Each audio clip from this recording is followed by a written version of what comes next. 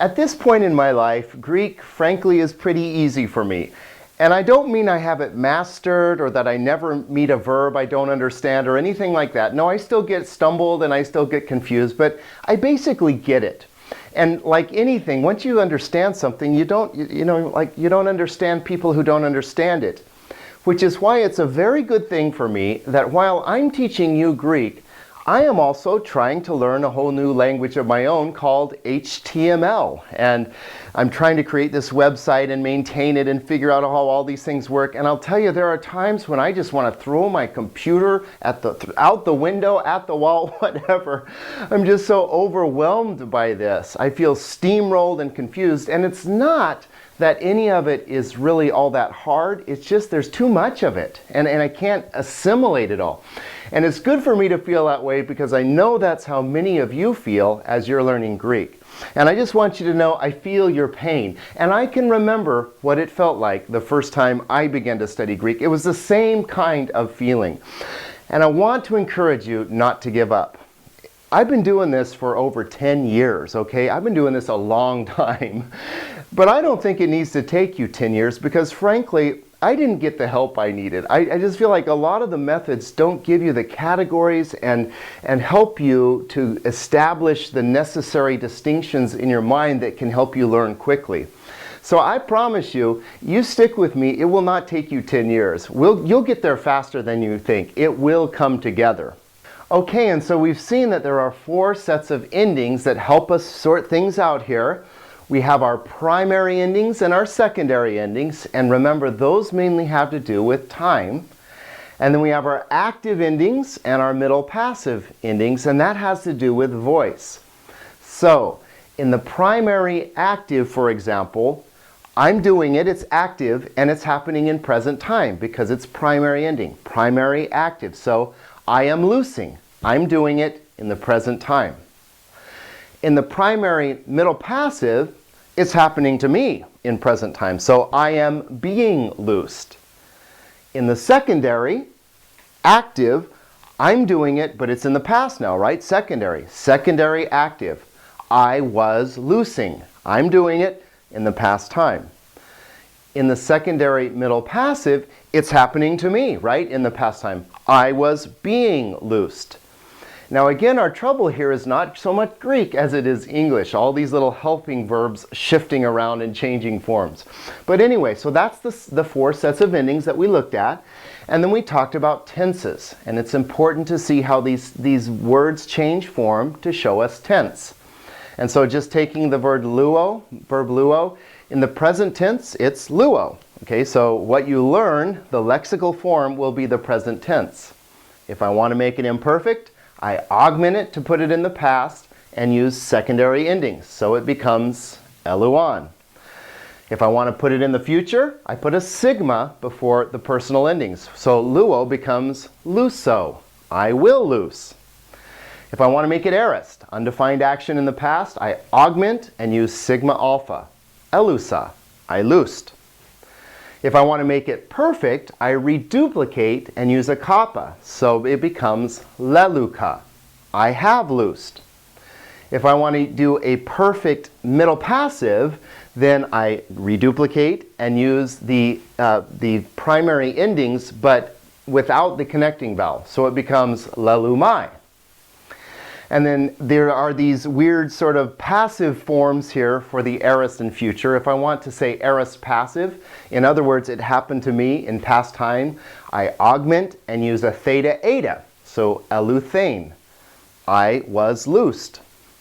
Or if I want to make it future passive, I use theta eta sigma. Of course, no augment, and I'm going to use the middle passive endings here, so it would be luthesamai. I will be loosed. Okay, now I know that's a lot, but let me just remind you, these verbs are just changing form to show us their tense, voice, mood, person, and number. And this master chart, which you will learn to love because this is the thing that divines this all for you, that sorts it out and puts everything into the right category. Again, we're learning to see the big clues. We're not trying to memorize every possibility because there are just too many. No one's mind can contain all that. And that's not how you learn language. We're learning to see the patterns. Today, it's the liquids. Now I know what you're thinking, it will liquefy my brain. It won't liquefy your brain. In fact, it's just one more thing to put on the pile here. It's a simple thing. I realize there are too many simple things, but let's just try to grasp this idea of liquids. A liquid verb is a verb in which the stem ends in a lambda, mu, nu, or rho. Those are the liquid consonants. Lambda, mu, nu, and rho. Now why those four? Well, it has to do with how we form sounds, and how the air flows out of our body when we say these letters. But if you think about it, o and the air flows over the tongue in a certain way. And when we say or the air actually goes through our nose. And those are the liquids. You don't really need to remember all of that, but for whatever reason, lambda, mu, nu, and rho, okay? Now, this may help you, it may not. The way that I remember those four letters is I just remember it's elementary. L, M, N, E. Elementar. Lambda, mu, nu, rho. Lambda, mu, nu, and rho. I'm trying to stick that in your head. Those are the liquid consonants. And here's the deal. When a verb has a stem that ends in a liquid, and then we tack on the ending, and the ending begins with a sigma, well, the Greeks don't like the combination of a liquid and a sigma, so they drop the sigma. Things combine and odd things happen. So now I want you to think for a minute. The liquids will only apply then in two places with two verb tenses. Which tenses involve sigmas? Future, right? The future. We add a sigma before the personal endings. So lu, so, for example. So the future involves a sigma. What other tense involves a sigma? Aorist, right? Because we have sigma alpha. Okay, so elu sa. So in the future and in the aorist we have sigmas, and that's why we have this combination of the liquid consonants with the sigmas, and slightly odd things happen. So let's take a look at what happens when verbs liquefy. Take a look at your master chart, and you can see that in the lower left here we have liquid futures and liquid aorists. Now I want to point out that there's no difference in meaning between like a liquid future and a regular future. It's just a difference of form. And really all we're talking about here is the fact that after a lambda, mu, nu, or rho, the sigma drops, as you can see here. Let's take a closer look. Let's start with this verb, minnow. Now, minnow means I stay or abide. It's John's favorite verb, right? Abide in me. Christ says that, of course, to the disciples. So, minnow, let's say we want to make it future and say, I will stay. Well, normally what we would do, of course, is insert a sigma because that's our clue for the sigma. But what's the problem? We have min, so, right? Just like that, just like we see. But the problem, of course, is the new sigma. Because notice we have the liquid consonant that ends, the stem ends in this liquid. And then we insert the sigma for the future. And we have this horrible collision, new sigma, minso. That's not that hard to say, actually, but the Greeks didn't like it. And so they just dropped the sigma, leaving us with minnow, like that. Except, you'll notice if you look at the liquid future chart on the left, it's accented differently, isn't it? Minnow. And you might think of the accent over the omega, over the vowel, as there to sort of show you there was a collision here. Think of it as a little mushroom cloud or something like that if it helps you. So minnow, just like, let me type this one out. Minnow, like this, just means I abide, I stay. But minnow, like this, means I will stay. And how would we know the difference? Well, in this case, we only get the accent to show us the difference. And for you twisted souls who really want to know the full story, here it is. You might wonder, why the lengthened vowels here? What's going on with that? Well, what's going on with that is that the actual tense formative for the liquid future is epsilon sigma, not just sigma. And so when you take a verb like minnow, and let's do minnomen, okay? First person plural. And let's add epsilon sigma in there. Okay, we wind up with min esamen. That doesn't sound too bad to me, but the Greeks did not like that. Esa. That's called an intervocalic sigma, and they did not like that sigma. So they did what they do when they don't like a sigma, they just drop it, leaving us with min eamen. But if you'll remember, ea is one of our vowel contractions. Do you remember that? It becomes min.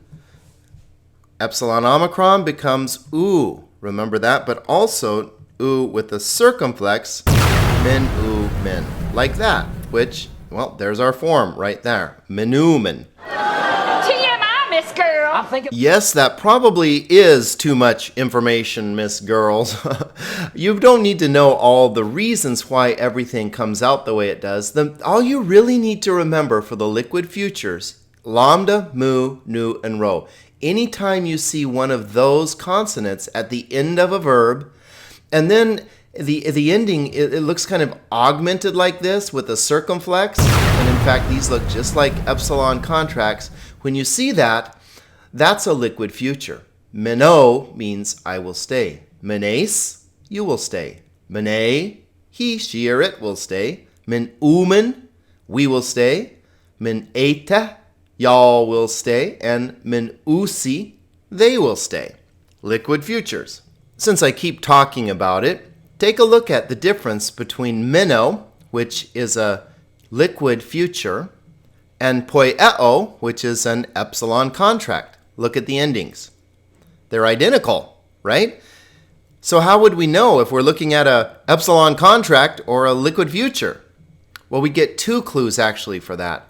One of them is that meno, when we learned it, we didn't learn it as like meneo, like that, right? Because it's not an epsilon contract. So we know it's not an epsilon contract. It's not an epsilon contract. But there's another good clue, and that's right here. If we look at meno, look, we see our liquid consonant. And none of the epsilon contracts will have that liquid consonant before the endings. So we have really two clues. The liquid consonant and the fact that when we learned the verb, we didn't learn it as an epsilon contract. It's not an epsilon contract. Poieo, now that is an epsilon contract, so that's the whole different matter, right? Okay, that does it for the liquid futures. Let's take a look at the liquid aorists. And what we'll see with the aorists is that they're actually easier because, again, we'll have a stem that ends in a lambda, mu, nu, or rho, like minnow. But there's no funny vowel stuff going on here. We just drop the sigma. Let's zoom in. Let's turn minnow into an aorist. Okay, now if it weren't a liquid, we would augment, right? So it would be and then we'd have min, and then sigma alpha. Not I stay, but I stayed. Past tense, right? Aorist. Great. Well, wait, maybe not so great, because here we have it. New sigma. It's a liquid and a sigma. Now, in this case, it's much easier. All they do is drop the offensive sigma here, leaving us with emina. Except you're saying, wait a minute, it's not emina, it's amena. Why are we adding this iota here? Well, now here is a bitter pill for you to swallow.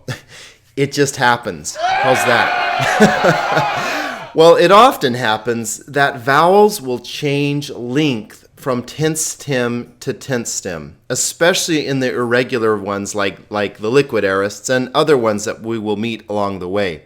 So how come we don't just have emina like that? Well, it just happens. I'm sorry that there's not a better answer than that. I'm sure there is some long convoluted answer, but let's not do it, okay? Let's just accept that vowels will change shape a bit on us in Greek. This is called ablaut, which is a fancy way to say pain in the neck. But just, one of the things, if you've ever had Hebrew, you will learn that the consonants tend to carry the meaning, not so much the vowels. The vowels shapes shift a lot, but notice the consonants will tend to remain stable. So learn to look for consonants and understand that in the stems, from tense to tense, sometimes things will shift around a little bit. Hey, but don't fret it, man, because we still got our clues, don't we? We have our augment, tells us we're in the past. We have our liquid, and then we expect to have sigma there. There's no sigma, but it's an alpha. Oh, it's a liquid aorist, which means I stayed. So, emena, I stayed. Emenas, you stayed. Emenen, he, she, or it stayed. Amenamen, we stayed. Amenata, y'all stayed. And amen on, they stayed. Liquid aorists. Let me just say one more time. All we're doing here with the liquids, all this explanation, there's really just one thing you need to remember. With the liquids, you have this stem here that ends in a liquid, lambda, mu, nu, or rho, right? And after those liquids, we drop the sigma. Okay, other things may change a little bit, but the headline is after lambda, mu, nu, or rho, we drop the sigma. Got it?